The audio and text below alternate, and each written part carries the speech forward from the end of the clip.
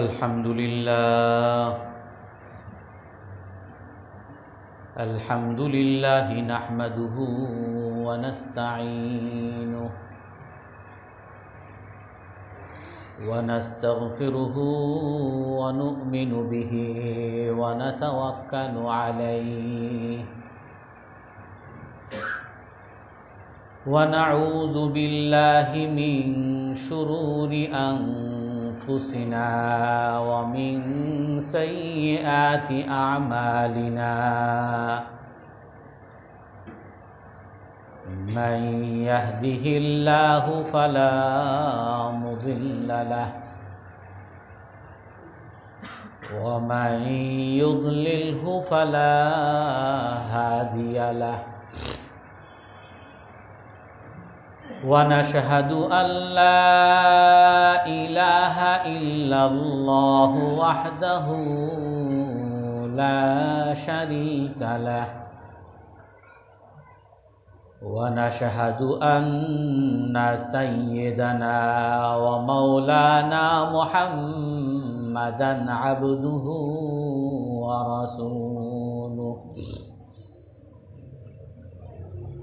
अरसलहु बिल्हक्कि बशीरन व नज़ीरन बैन यदैस्साअह मन युतिइल्लाह व रसूलहु फ़क़द रशद वहतदा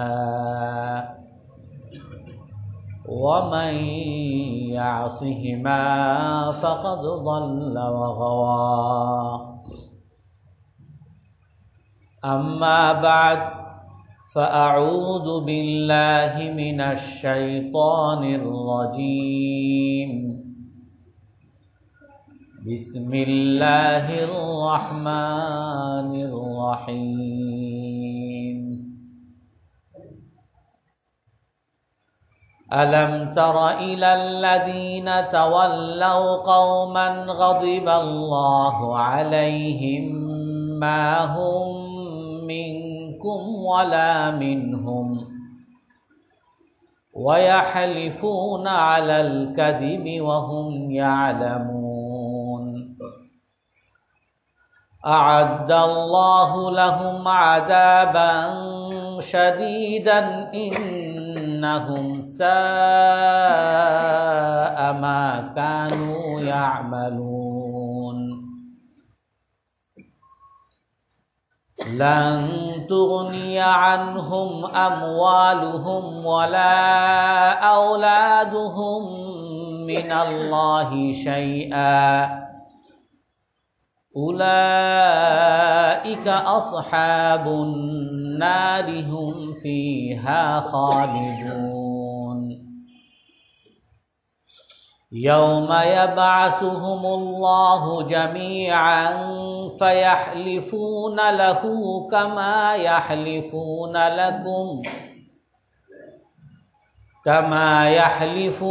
लकुम वयहसबून अन्नहुम अला शै'इन अला इन्नहुम हुमुल काज़िबून इस्तहवज़ अलैहिमुश शैतानु फ़अंसाहुम ज़िक्रल्लाह उलाइका हिज़्बुश शैतान अला इन्ना हिज़्बश शैतानि हुमुल खासिरून इन्नल्लज़ीना युहाद्दून अल्लाह व रसूलहु उलाइका फिल अज़ल्लीन सदक़ल्लाहुल अज़ीम वक़ाल उतैबा इब्न अबी लहब लम्मा हम्म बिही कल्बुन क़ाल अवलम अक़ुल इन्ना मुहम्मदन लम यकज़िब अबदा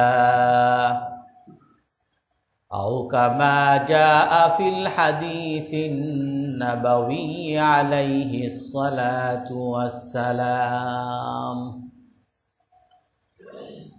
সম্মানিত মুসল্লিয়ানে কেরাম, আজ আমরা রসুলের উপহাসকারীদের পরিণাম এ বিষয়ে আলোচনা করব।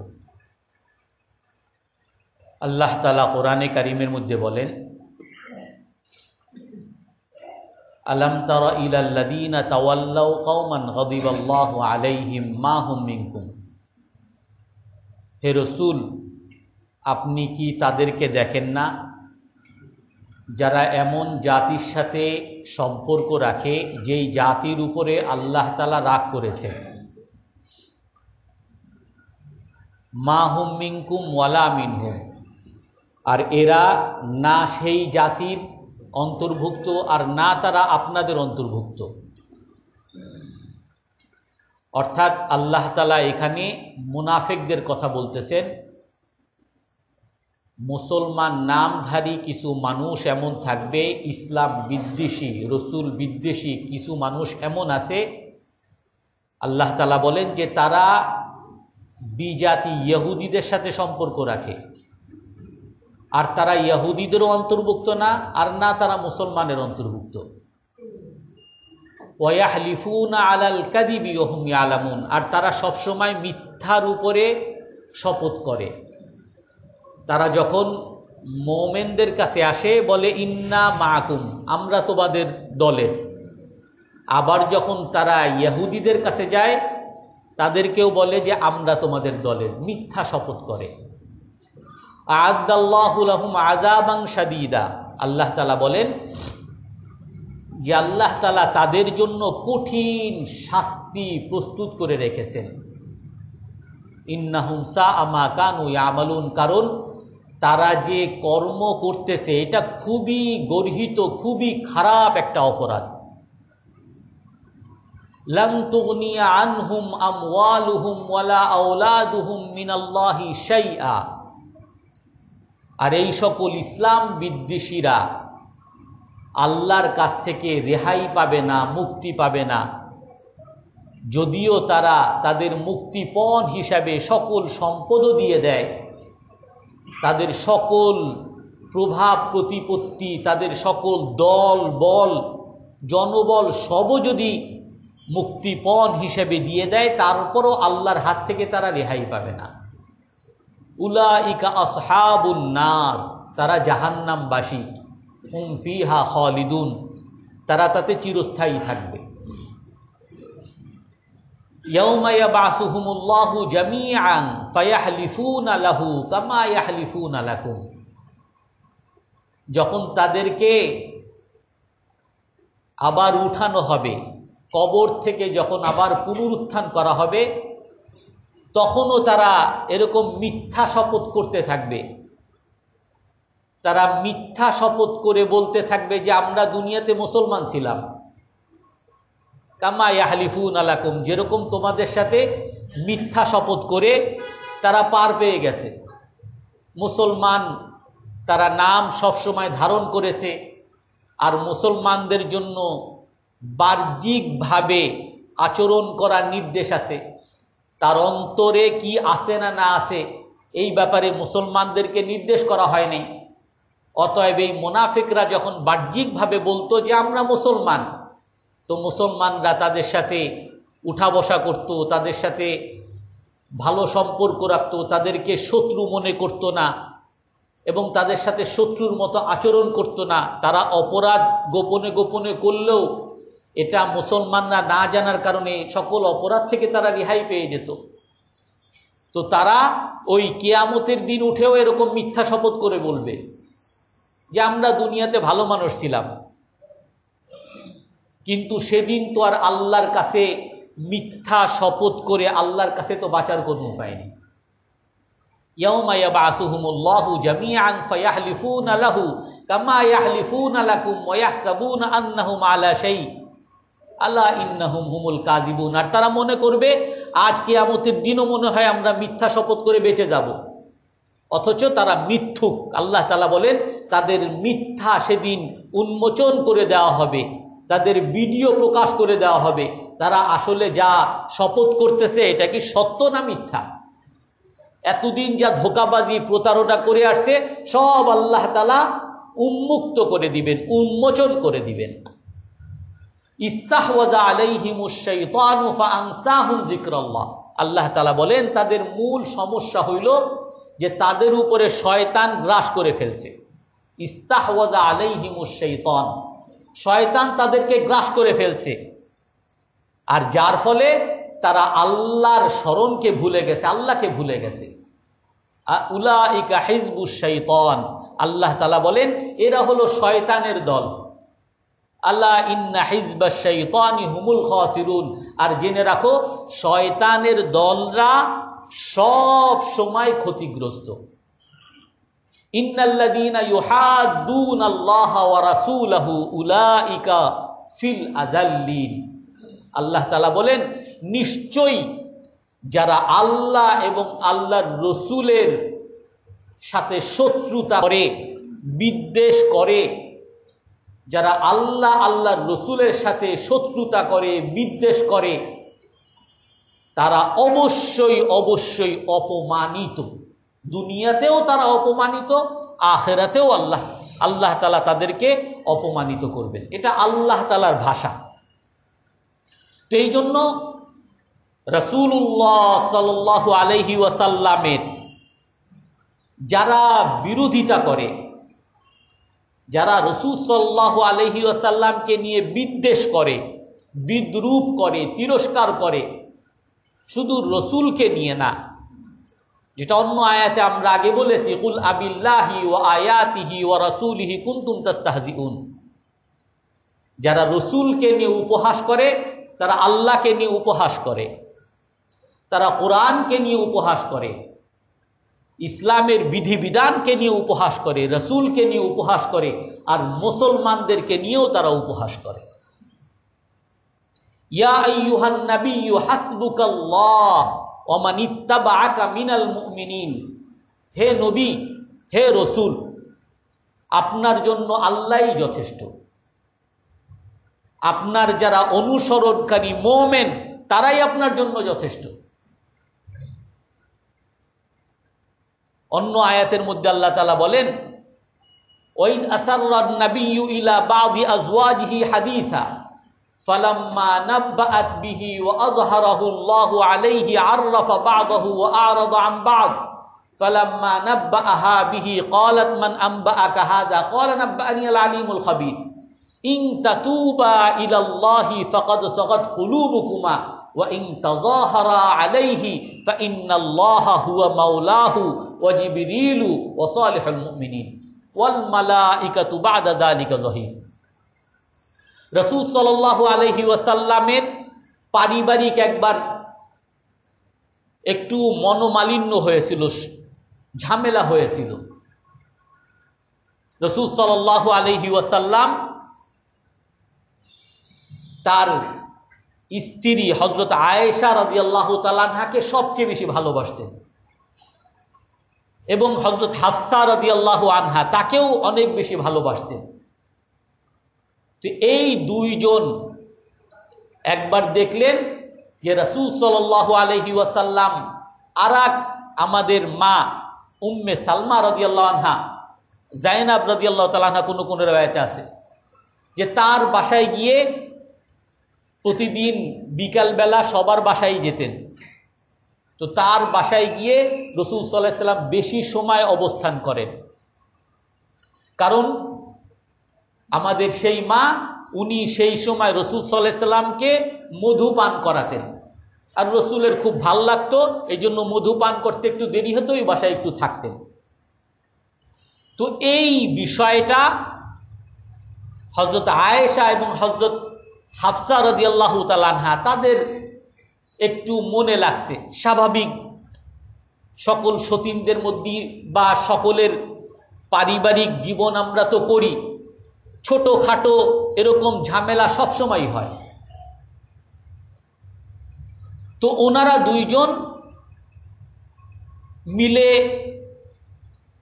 তারা একটা রাসূল সাল্লাল্লাহু আলাইহি ওয়াসাল্লাম যাতে সেই বাসায় বেশিক্ষণ না থাকেন এই জন্য একটা গোপন আতাত করলেন যে রাসূল যখন ওই বাসা থেকে আসবে তখন তোমরা বলবা যে আপনি কি খাইছেন, আপনার মুখে কিসের জন্য গন্ধ। এটা মিথ্যা কথা না, মধুরও একটা ঘ্রাণ আছে, কিন্তু এইটা জিজ্ঞাসা করলেই রাসূল সাল্লাল্লাহু আলাইহি ওয়াসাল্লামের খারাপ লাগবে জানে, কারণ রাসূলের কোনো গন্ধ হওয়া বা কোনো জায়গা থেকে কেউ বিরক্ত হওয়া এটা রাসূলুল্লাহ সাল্লাল্লাহু আলাইহি ওয়াসাল্লাম কখনো সহ্য করতেন না। আর এটাই আমাদের সুন্নত। ইসলামে সাদাসিধা জীবনযাপন আছে ঠিক আছে, কিন্তু সেই সাদাসিধা জীবনের অর্থ এই না যে আমি কোনো ময়লা আবর্জনা দুর্গন্ধময় হয়ে থাকব, এর দ্বারা আমার পাশের কেউ বা আমার সাথে কথা বলার কেউ আমার দ্বারা কষ্ট পাবে, এটা নিষেধ আছে। বরং এক হাদিসের মধ্যে আছে যে তোমরা পেঁয়াজ খেয়ে মসজিদে আসবা না, বরং এরকম আছে লা তাকুলুস সুম, তোমরা পেঁয়াজ খাবা না। কারণ কি, এই পেঁয়াজের গন্ধ দ্বারা ফেরেশতারা কষ্ট পায়। যে কোনো দুর্গন্ধ মুখে যদি থাকে সেটা ধুয়ে ফেলার আদেশ ইসলামের মধ্যে আছে। তো রাসূলুল্লাহ সাল্লাল্লাহু আলাইহি ওয়াসাল্লাম যখন সেই বাসা থেকে আসছেন তখন প্রতিজন আম্মাজান বলা শুরু করছেন যে আপনি কি খেয়েছেন। হযরত আয়েশা বলেন আপনি কি খেয়েছেন, আপনার মুখে তো একরকম গন্ধ। হযরত হাফসা বলেন আপনি কি খেয়েছেন, আপনার মুখে তো একরকম গন্ধ। তো রাসূলুল্লাহ সাল্লাল্লাহু আলাইহি ওয়াসাল্লাম বুঝতে পেরেছেন যে আমি ওখানে যে খাই এবং ওখানে যে আমি একটু অবস্থান করছি এটা অন্যদের খারাপ লাগতেছে। তো এই জন্য রাসূলুল্লাহ সাল্লাল্লাহু আলাইহি সাল্লাম শপথ করে বলছেন, কসম খাইছেন যে আমি তার বাড়িতে আর কিছু খাবো না, রাগ করে বলছেন। তো আল্লাহ তাআলা রাসূলুল্লাহ সাল্লাল্লাহু আলাইহি ওয়াসাল্লামকে এত বেশি ভালোবাসেন, যেটা আমরা আগে এক আলোচনায় করেছিলাম। রাসূল কোনো কারণে মনে কষ্ট পাবেন এটা দুনিয়ার মানুষ সহ্য করতে পারে, রাসূলগণের স্ত্রীরা সহ্য করতে পারে, কোনো সাহাবায়ে কেরামের অজান্তে হয়তো কোনো ভুল হয়ে যেতে পারে, কিন্তু আল্লাহ তাআলা এটা সহ্য করতে পারেন না। এই জন্য আল্লাহ তাআলা পুরো একটা সূরা নাজিল করে দিয়েছেন, সূরাতুত তাহরিম। ইয়া আইয়ুহান নাবিয়্যু লিমা তুহাররিমু মা আহাল্লাল্লাহু লাক তাবতাগি মারদাতা আজওয়াজিকা ওয়াল্লাহু গফুরুর রহিম। قد فرض الله لكم تحلة أيمانكم والله مولاكم وهو العليم الحكيم। হে নবী, লিমা তুহাররিমু মা আহাল্লাল্লাহু লাক, আল্লাহ আপনার জন্য যা বৈধ করেছে আপনি কেন তা নিষিদ্ধ করতেছেন? আপনি কেন সেটাকে নিষিদ্ধ, নিজের জন্য নিষিদ্ধ ঘোষণা করতেছেন? তাবতাগি মারদাতা আজওয়াজিক, আপনি এর দ্বারা আপনার স্ত্রীগণের সন্তুষ্টি কামনা করতেছেন, স্ত্রীগণ যাতে আপনার উপরে খুশি হয়, আর সেই জন্য আপনি নিজেকে কষ্ট দিচ্ছেন। আপনি মহামানব, আপনি মানুষের কষ্ট সহ্য করেন না, আপনি মানুষকে শান্তি দিতে চান। আপনি বলেছেন খায়রুকুম খায়রুকুম লিআহলিহি, তোমাদের মধ্যে শ্রেষ্ঠ ব্যক্তি হলো সে যে নাকি তার স্ত্রীর কাছে শ্রেষ্ঠ থাকে। ও আনা খায়রুকুম লিআহলি, আর আমি আমার স্ত্রীর কাছে শ্রেষ্ঠ থাকি।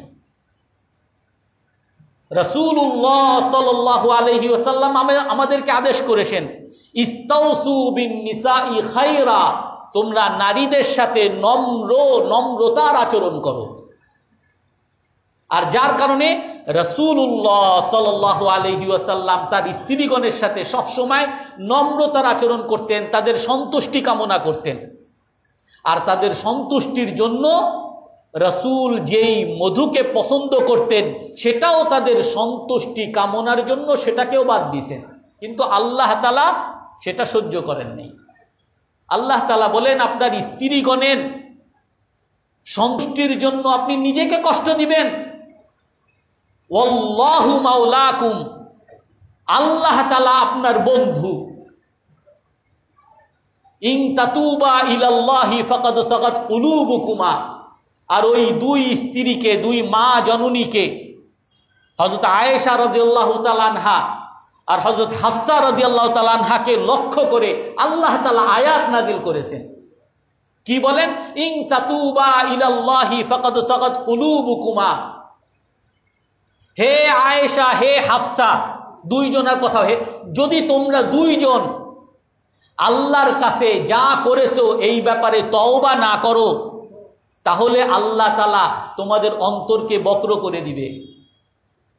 ওয়াইন তাযাহারা আলাইহি, আর জেনে রাখো যদি তোমরা আমার হাবিব, আমার প্রিয় নবী মুহাম্মাদুর রাসূলুল্লাহ সাল্লাল্লাহু আলাইহি ওয়াসাল্লামের উপরে বাড়াবাড়ি করো যে তারা তোমাকে ভালোবাসে, তোমাদের ভালোবাসা ছাড়া উনি বড় একা থাকতে পারবেন না। যেমন আমাদের সমাজে অনেককে দেখা যায় আত্মহত্যা করে। কেন? অমুক মেয়ে আমাকে এতদিন প্রেম করে ছেড়ে দিয়ে আরেকজনের সাথে প্রেম করছে। আবার অনেক মানুষ আত্মহত্যা করে। কেন? আমার সাথে 1 বছর সংসার করছে, স্ত্রী আমাকে রেখে আরেকজনের সাথে চলে গেছে।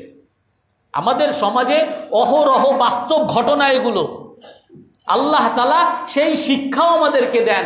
রসুলকে বলেন, হযরত আয়েশা আর হযরত হাফসা রাদিয়াল্লাহু তাআলা আনহাকে লক্ষ্য করে বলেন, ওয়াইন তাযাহারা আলাইহি, হে আয়েশা, হে হাফসা রাদিয়াল্লাহু আনহুমা, যদি তোমরা রসুলের উপরে বাড়াবাড়ি করো তাহলে জেনে রাখো ফাইন্নাল্লাহা মাওলাহু, আল্লাহ তাআলার বন্ধু হলেন আল্লাহ তাআলা। রাসূলুল্লাহ সাল্লাল্লাহু আলাইহি ওয়াসাল্লামের বন্ধু হলেন আল্লাহ তাআলা। ওয়া জিবরিলু, আর রসুলের বন্ধু হলো জিবরাইল আলাইহিস সালাতু ওয়াস সালাম। ওয়া সালিহুল মুমিনিন, আর রসুলের বন্ধু হলেন মুমিন নেককাররা, রসুলের সাহাবারা রসুলের বন্ধু। ওয়াল মালাইকাতু, আর সকল ফেরেশতাগণ রসুলের বন্ধু। তোমরা দুইজন বন্ধুত্ব ত্যাগ করলে, ভালোবাসা ত্যাগ করলে রসুলের কোনো ক্ষতি হবে না। রসুলের ভালোবাসার মানুষ স্বয়ং আল্লাহ তাআলা, রসুলের ভালোবাসার মানুষ জিবরাইল আলাইহিস সালাতু ওয়াস সালাম, রসুলের ভালোবাসার মানুষ মুমিনগণ, রসুলের ভালোবাসার মানুষ সারা পৃথিবীর ফেরেশতাগণ। আল্লাহ তাআলা ঘোষণা দিয়েছেন। এই জন্য এখান থেকে যে শিক্ষা, সেই শিক্ষা হলো যে আমাদের সব সময় ভালোবাসার মূল কেন্দ্রবিন্দু হতে হবে আল্লাহ তাআলা। আমাদের ভালোবাসার কেন্দ্রবিন্দু হতে হবে রাসূলুল্লাহ সাল্লাল্লাহু আলাইহি ওয়াসাল্লাম। আমাদের ভালোবাসার কেন্দ্রবিন্দু হতে হবে মুমিনগণ, নেককার মুমিনগণ। যদি আমরা এ থেকে বিচ্যুত হই, আমাদের দুঃখ আর কষ্টের কোনো শেষ নাই, পরিসীমা থাকবে না, যা বর্তমানে হচ্ছে। আমরা আল্লাহর রসুলের ভালোবাসা কামনা না করে আমরা আছি কোন সুন্দরী নারীর ভালোবাসা পাওয়া যায়, স্ত্রীর মন কিভাবে জয় রাখা যায়, আল্লাহ যাক, রসুল যাক, মোমেন যাক, কোনো সমস্যা নাই, কিভাবে অমুক লোকের মনোবাসনা পূর্ণ করা যায়, কিভাবে অমুক দলকে খুশি করা যায়।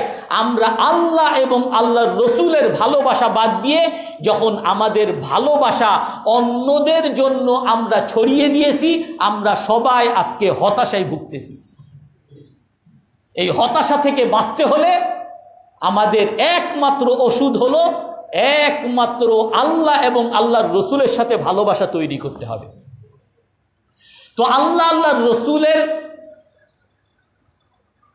যারা বিদ্রূপ করে, তারা শুধু আল্লাহর বিদ্রূপ করে না, তারা রসুলের বিদ্রূপ করে, ইসলামী বিধানের বিদ্রূপ করে, মুসলমানগণের সাথে বিদ্রূপ করে।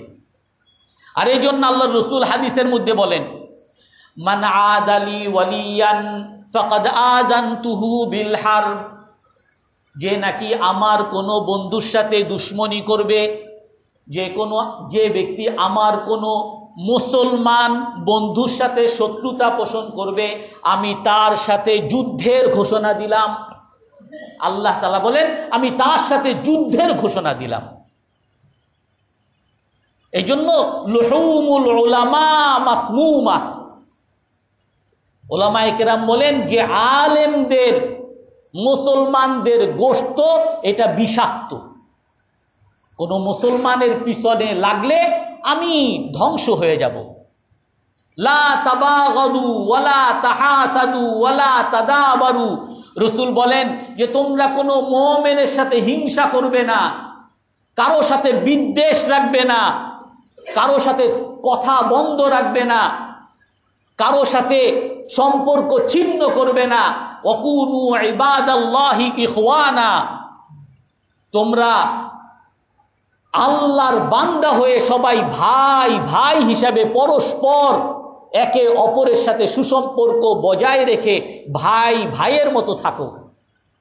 লা তাগতাবুল মুসলিমিন, কোনো মুসলমানের নিন্দা করবে না, হিংসা করবে না, বিদ্বেষ করবে না, কোনো মুসলমানের সমালোচনা বিদ্রূপ করবে না। রাসূল বলেন ওমান ইগতাবাল মুসলিম, যে নাকি কোনো মুসলমানের সমালোচনা করে বিদ্রূপ করে, আল্লাহ তাআলা তাকে দুনিয়াতে সেই সমালোচনায় সেই অপরাধে অপরাধী বানিয়ে দেন। আল্লাহ তাআলা তাকে অপমানিত করে দেন।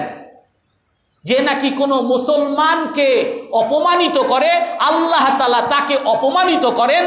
ফাতাহাল্লাহু আওরাতাহু ওয়ালাউ ফি জাওফিম মিন বাইতিহি, হাদিসের মধ্যে এমন আছে, যদি তোমরা কেউ কোনো মুসলমানকে অপমান করো, আল্লাহ তাআলা তোমাকে অপমানিত লাঞ্ছিত করবেন, যদিও তোমার নিজের ঘরের কুঠুরির মধ্যে তুমি লুকানো থাকো।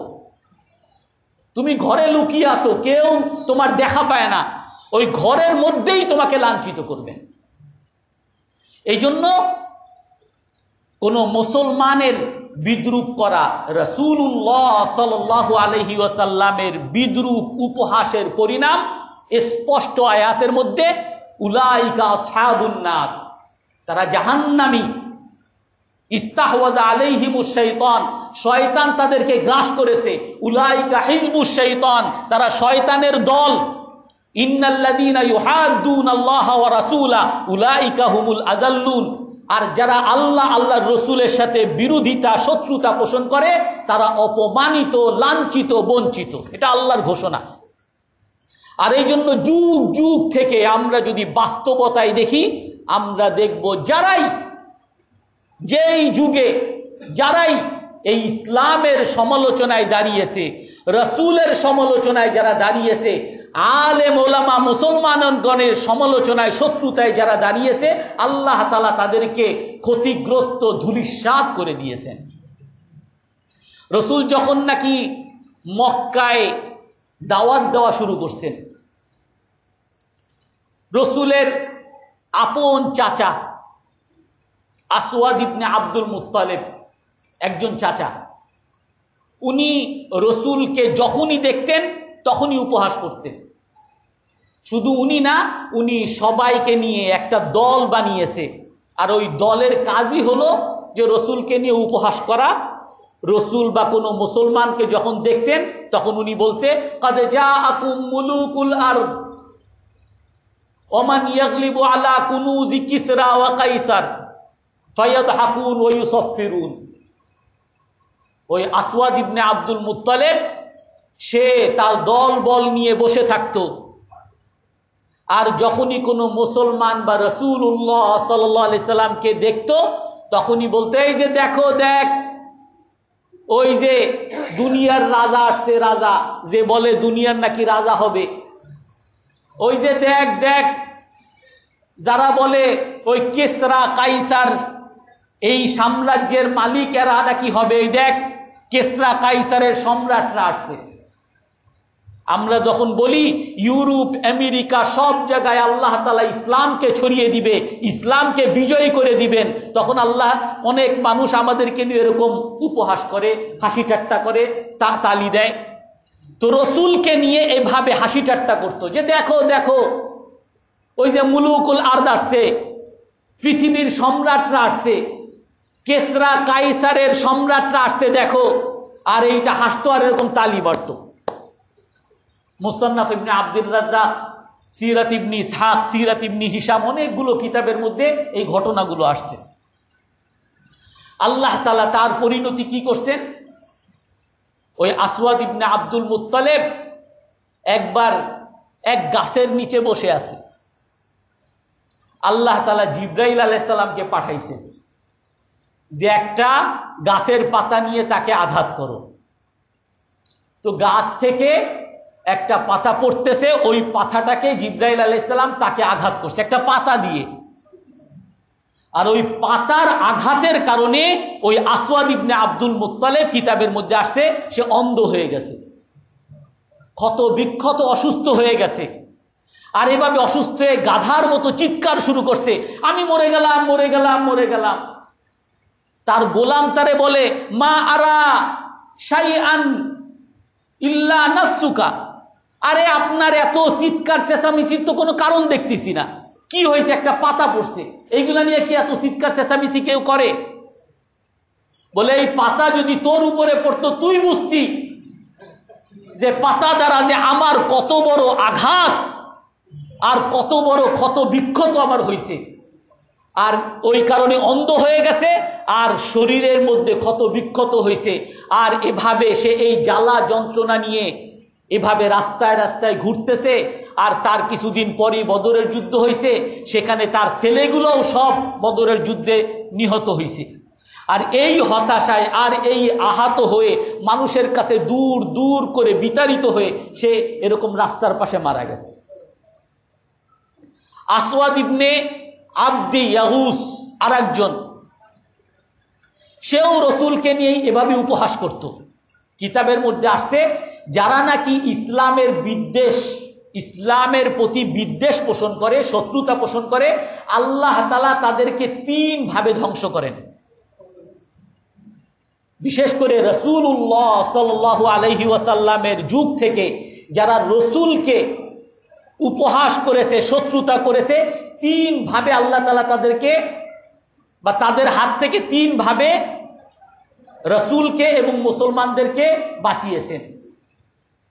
এক হলো যে সরাসরি আল্লাহ তাআলার পক্ষ থেকে আযাবের দ্বারা, যেমন এই আসওয়াদ ইবনে আব্দুল মুত্তালিব, আল্লাহর এক সেনাবাহিনী একটা ওই পাতা দিয়ে তারে শেষ করে দিছে। আসওয়াদ ইবনে আব্দি ইয়াগুস আর একজন, সেও রসুলকে যখনই দেখতো উপহাস করত, রসুলকে ধাক্কা দিত, রসুলকে খোঁচা মারত, মুসলমানদেরকে বিভিন্নভাবে নির্যাতন করত। ওই আসওয়াদ ইবনে আব্দি ইয়াগুস এরকম এক বাগানে গেছে, আর ওই বাগানের মধ্যে আল্লাহ তাআলা বিষাক্ত এক বাতাস পাঠিয়েছেন। আর ওই নরমাল বাতাস তার গায়ে লাগছে, বিষাক্ত বাতাস, আর ওই বিষাক্ত বাতাসের কারণে তার চেহারা কালো হয়ে গেছে, তার শরীর কালো হয়ে গেছে, চুল সব পুড়ে গেছে, একটা বিভৎস চেহারার একজন লোক হয়ে গেছে। এত বড় একজন নেতা, প্রভাবশালী আসওয়াদ ইবনে আব্দি ইয়াগুস, তার এই বিভৎস চেহারা দেখে মানুষ তাকে ঘৃণা করা শুরু করছে। আর সেই যন্ত্রণায় এমনভাবে চিৎকার করত, মানুষের কাছে সাহায্য চাইতো, মানুষ তার এই অবস্থা দেখে আরো দূরে সরে যেত, যেটা একটা তার সোয়াসে রোগ। এই রোগ আমাদের মধ্যেও আসতে পারে।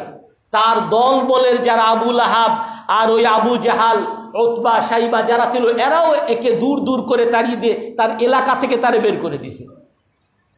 আর ওই কালো চেহারা, কালো শরীর নিয়ে, ওই ক্ষতবিক্ষত শরীর নিয়ে এরকম রাস্তায় মরুভূমিতে ঘুরতে ঘুরতে সেও এক জায়গায় পড়ে মারা গেছে। আর একজন আস ইবনে ওয়াইল, সেও রসুলকে এভাবে উপহাস করত, বিভিন্নভাবে নির্যাতন করত, বিভিন্নভাবে মারত। ওই আস ইবনে ওয়াইল আস-সাহামি, আল্লাহ তাআলা তাকেও আল্লাহর আরেক সেনাবাহিনী দ্বারা তাকেও ধ্বংস করছে। সে একদিন মাছ খেতে বসছে, তো ওই মাছ যখন খেয়েছে, লবণাক্ত মাছ, তো আল্লাহ তাআলা এর মধ্যেই তার শাস্তি রাখছেন। আর ওই লবণাক্ত মাছ খাওয়ার কারণে তার পানির পিপাসা লাগা শুরু হয়েছে। এত পানির পিপাসা, যত পানি খায় আরো পিপাসা, যত খায় আরো পিপাসা।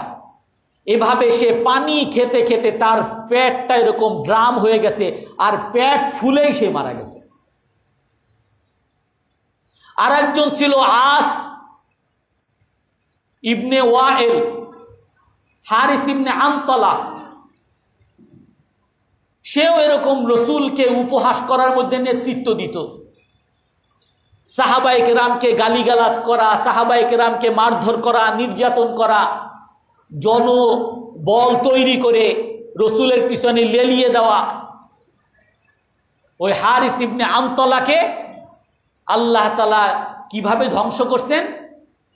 সে একদিন তায়েফে যাচ্ছিল, তো তায়েফের তার যে বাহন নিয়ে যাচ্ছিল, ওই বাহন একবার তার অবাধ্য হয়ে গেছে, আর অবাধ্য হয়ে একটা গাছের সাথে লাগিয়ে দিছে তাকে। আর ওই গাছের মধ্যে কাঁটা ছিল, ওই কাঁটা তার পায়ের মধ্যে বিচ্ছে, ছোট একটা কাঁটা পায়ের মধ্যে বিচ্ছে, চিৎকার শুরু করছে। বিষাক্ত কাঁটা, ওই কাঁটার কারণে পা এরকম ফুলে, কিতাবের মধ্যে আসছে, সিরাত ইবনে ইসহাক, মুসান্নাফ ইবনে আবি শাইবার মধ্যে আসছে যে পা ফুলে উটের গলার মতো এরকম মোটা হয়ে গেছে। আর তার চিৎকার চেঁচামেচি দেখে মানুষজন বলা শুরু করছে, আরে একটা কাঁটাই তো, এতে তোমার এমন কি হইল? তোমার চিৎকারের কারণে মনে হয় পা ফুলছে। তখন বলে, আরে আমার যে কি সমস্যা, এটা যদি তোমরা বুঝতা তাহলে আর এভাবে আমাকে তিরস্কার করতা না। আর ওই প্রয়োজনের কারণে, ওই বিষের কারণে সেও এরকম মানুষ থেকে বিতাড়িত হয়ে ওই তায়েফের জঙ্গলের মধ্যেই সে মারা গেছে। আর এক বড় রসুলের বড় শত্রু, রসুলের আপন চাচা আবু লাহাব, যেই আবু লাহাব ব্যাপারে কিতাবের মধ্যে, বুখারী শরীফের মধ্যে, বিভিন্ন হাদিসের কিতাবের মধ্যেও আসছে যে রাসূলুল্লাহ সাল্লাল্লাহু আলাইহি ওয়াসাল্লাম যখন দাওয়াত দিতেন, বিশেষ করে ওকাজের মেলায়, হজের সময় বিভিন্ন দেশ থেকে মানুষ হজ করতে আসতো, ওকাজ মেলায় আসতো, আর তাঁবু টানাইতো বিভিন্ন গোত্রের লোকরা। মক্কার বাইরের বিভিন্ন গোত্রের লোকরা যখন তাঁবু টানাইতো, তখন রসুল ওই অপরিচিত যেই সকল মানুষজন বিভিন্ন দেশ থেকে আসছে তাদের কাছে গিয়ে দাওয়াত দিতেন। লাউ আন্নাকুম তামলিকুনাল আরাবা ওয়াল আজাম কুলু লা ইলাহা ইল্লাল্লাহ। রসুল তাদেরকে বলতেন, যদি তোমরা আরব অনারবের মালিক হতে চাও, আরব অনারব তোমাদের পদতলে আসুক, এটা যদি তোমরা চাও, তাহলে তোমরা ইসলাম গ্রহণ করো, লা ইলাহা ইল্লাল্লাহু মুহাম্মাদুর রাসূলুল্লাহর সাক্ষ্য দাও।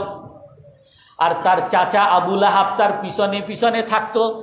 উনি প্রতিটা গোত্রের কাছে গিয়ে, প্রতিটা তাঁবুর কাছে গিয়ে যখন দাওয়াত দিতেন, তখন আবু লাহাব পিছনে হাঁটতো, তার হাতে থাকতো কিছু পাথর। আর ওই পাথর নিয়ে যখনই কোনো অপরিচিত গোত্রের নেতাদের কাছে যেতেন, রসুল যখন সুন্দর ভাষায় দাওয়াত দিতেন, আর রসুলকে দেখে সবাই যখন সম্মান করা শুরু করত, তখনই রসুলকে অপমান করার জন্য রসুলকে পাথর মারা শুরু করত। আর বলতো, লা তুসাদ্দিকুহু ফাইন্নাহু কাজ্জাবুন ওয়া সাহির। তোমরা একে স্বীকার করবে না, একে বিশ্বাস করবে না, কারণ এই একজন বড় মিথ্যুক, বড় একজন জাদুকর। তোমরা তার কথা শুনতেও যাবে না, যদি তার কথা শুনতে যাও তাহলে তোমরা তার জাদুর মধ্যে পড়ে যাবা।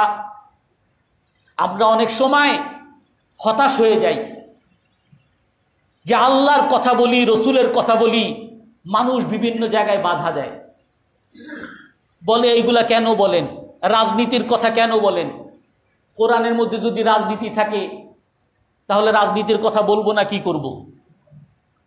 বলে না, ধর্মকে রাজনীতি থেকে আলাদা রাখবেন।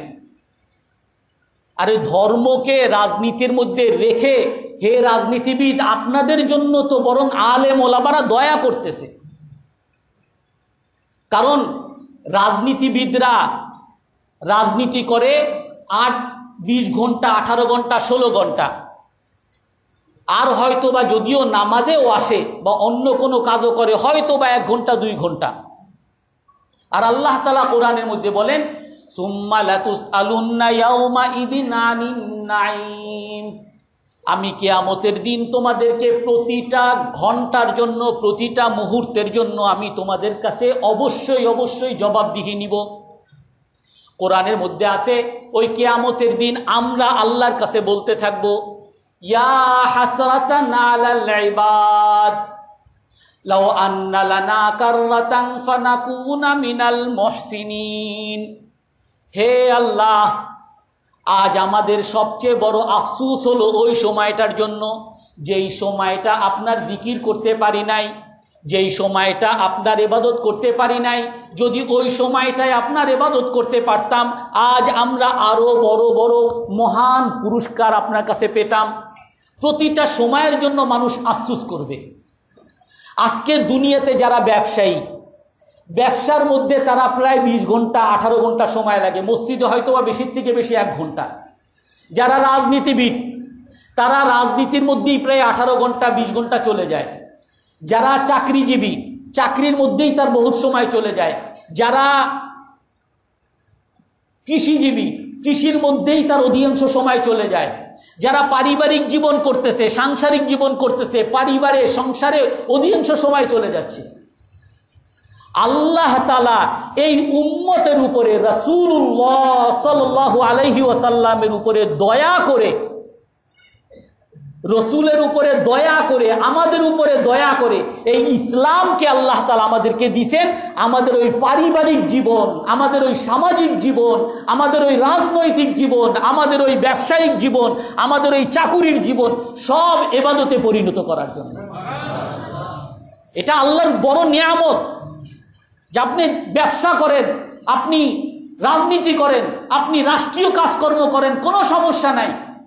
আপনার রাষ্ট্রীয় কাজ, রাষ্ট্রীয় ক্ষমতা দখল করার জন্য আমরা কখনো আপনার কাছে যাই না, কিন্তু আপনি রাষ্ট্রীয় কাজ করেন আর রাষ্ট্রীয় কাজ করে আপনার এটাকেই ইবাদতে আপনি পরিণত করেন, এটা আমরা চাইতেছি আপনার কাছে।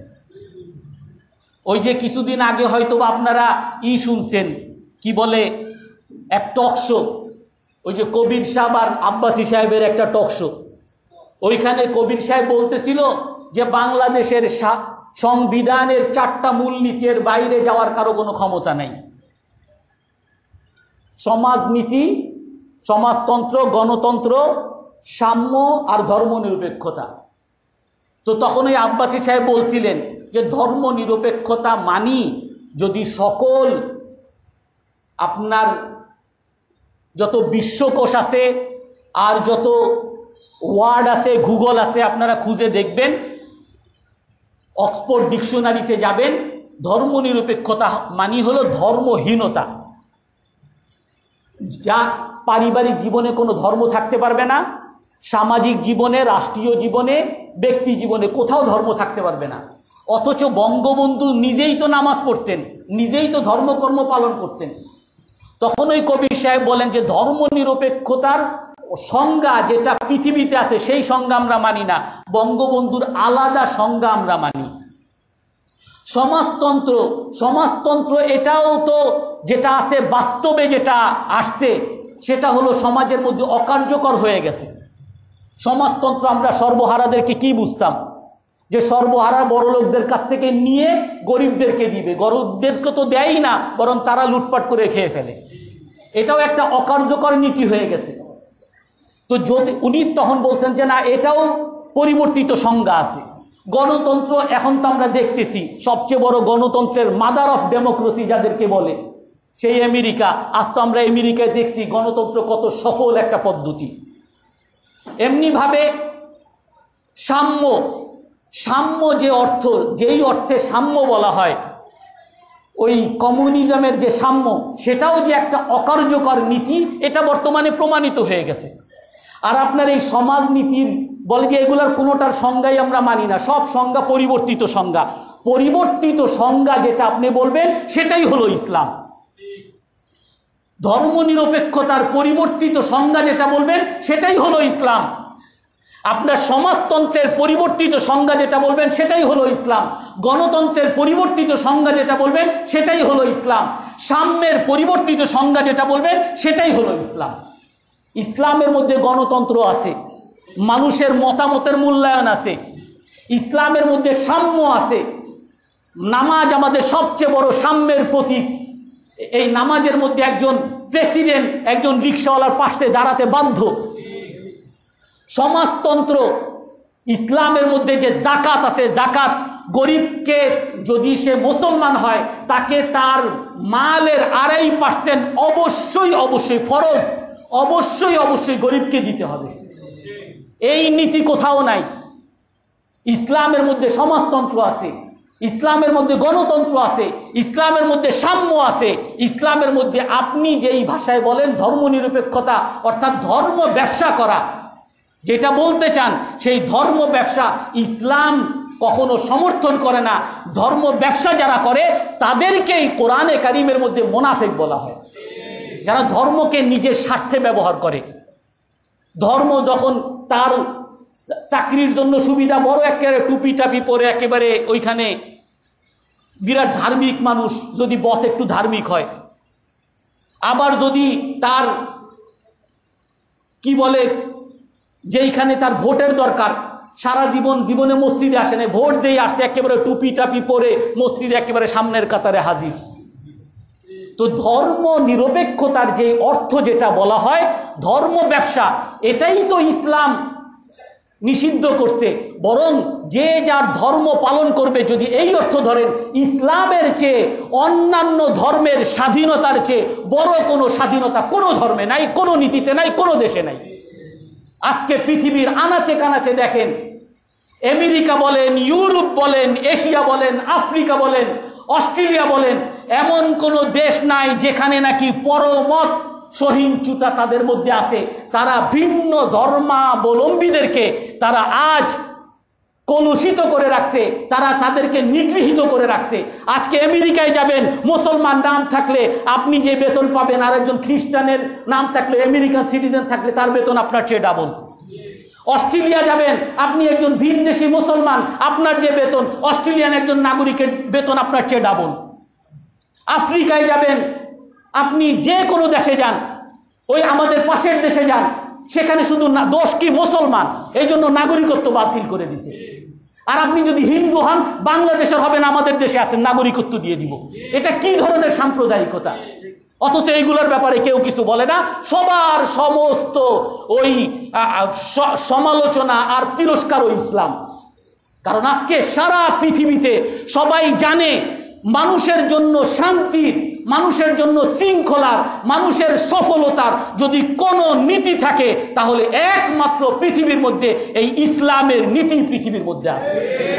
এবং এটা বাস্তবসম্মত, এটা বাস্তবসম্মত এবং কোরআন হাদিসের আলোকে এটা কোনো ব্যক্তির মত না, এগুলো আল্লাহর দেওয়া মত। যেই আল্লাহ তাআলা ওই আমেরিকাকে সৃষ্টি করেছেন, যে আল্লাহ তাআলা ইউরোপকে সৃষ্টি করেছেন, যে আল্লাহ তাআলা ইংল্যান্ডকে সৃষ্টি করেছেন, ইন্ডিয়াকে সৃষ্টি করেছেন, বাংলাদেশকে সৃষ্টি করেছেন, মানুষকে সৃষ্টি করেছেন, সাদাকে সৃষ্টি করেছেন, কালোকে সৃষ্টি করেছেন, সকলের শান্তি কোথায়, সকলের সফলতা কোথায়, দুনিয়ার শান্তি কোথায়, আখিরাতের শান্তি কোথায়, ওনার চেয়ে বেশি জানার কথা আর কারো কোনো সুযোগ নাই। এই জন্য সেই আমাদেরকে, আমরা ওই কাফের মুশরিককে বুঝানোর আগে আমাদের নিজেদেরকে আগে বুঝতে হবে, আমাদের নিজেদেরকে আগে ঠিক হইতে হবে যে আমরা কি নিয়ে আসি, আল্লাহ তাআলা আমাদের চাওয়া ছাড়া আমাদেরকে কি দিছেন। ওই এক ছেলে, সে নাকি দামি একটা শাল, ওই দামি শাল দিয়ে তার 5 পয়সার জুতা এরকম মুছতেছে। 2000 টাকা শাল দিয়ে 50 টাকার জুতা মুছে। বলে তোমার এত দামি শালটারে তুমি নষ্ট করতেছো? বলে শালটা তো আমার আব্বা দিছে আমাকে, আর জুতাটা আমি অনেক কষ্ট করে চাকরি করে তারপরে আমি বেতন পেয়ে 50 টাকা দিয়ে এটা কিনছি। তো যেগুলো মানুষ মাগনা পায় ওটার মূল্য থাকে না। আমরা আল্লাহর কাছে চাওয়া ছাড়া আল্লাহ তাআলা আমাদেরকে মুসলমান বানিয়েছেন, ইসলামের মতো দৌলত দান করেছেন, যার কারণে ইসলামের মূল্য আজকে আমরা বুঝতেছি না। অথচ আপনারা একটু দেখেন, সবাই তো আপনার ইন্টারনেট দেখেন, সারাদিনই টিভির সামনে বসে থাকেন, একটু ভালো জিনিসের দিকে তাকান। আমেরিকা, ইউরোপের কত হাজার হাজার মানুষ এখন মুসলমান হচ্ছে, এই খবরটা একটু নেন। আর আজকে তাদের নীতি দ্বারা আজকে কিভাবে তাদের দেশ ধ্বংস হয়ে যাচ্ছে। এই যে আমাদের সবচেয়ে বড়, মুসলমানদের সবচেয়ে বড় ক্ষতি করার যে অস্ত্র কাফের মুসলিম বিরোধী শক্তির কাছে, সেটা হলো নারী। নারীদেরকে আমাদের মুখোমুখি দাঁড় করিয়ে দিছে, ইসলামের শত্রু হিসাবে দাঁড় করিয়ে দিছে, যে আমরা নারীদেরকে শুধু আমরা গলা টিপে ধরতে চাই, আমরা নারীদেরকে আমরা মুসলমানরা তারা ঘরের মধ্যে রেখে দিতে চায়। আজকে তাদের কথা অনুসরণ করে তারা যেভাবে নারীকে সুখ দেওয়ার জন্য নারীর ক্ষমতায়ন নামে তাদেরকে সুখী করার জন্য যে পদ্ধতি তারা এখন অবলম্বন করেছে বা দুনিয়াতে চলতেছে, আজ এগুলোর একটু বাস্তবতা দেখেন। কিছুদিন আগে নারীদের মধ্যে সবচেয়ে ক্ষমতাশালী নারী কাকে বলবেন? আর্মি, আমেরিকান আর্মি সোলজার, নারী সোলজার, তাদের কাছ থেকে তাদের ওখানে প্রায় 20 লক্ষ নারী সোলজার আছে, আর তার মধ্যে প্রায় 50%, অর্থাৎ প্রতি বছর 8,000, যেটা পরিসংখ্যানে আসছে, প্রতি বছর 8,000 অভিযোগ আসে, অভিযোগ দেয় যে আমরা আমাদের সহকর্মী দ্বারা আমরা নির্যাতিত হয়েছি, এবং এর কোনো প্রতিকার তারা পায় না। এগুলো যারা বলে অফিসিয়ালি, যারা এই সমস্ত অভিলিগেশন করছে তারা, আর যারা করে নাই অর্থাৎ 50%, আর্মির মধ্যে 50% তাদের কথা অনুযায়ী বা 60% যারা আর্মি সোলজার সেনাপতি, তারা আজ নিজেদের নির্যাতনের অভিযোগ করতেছে।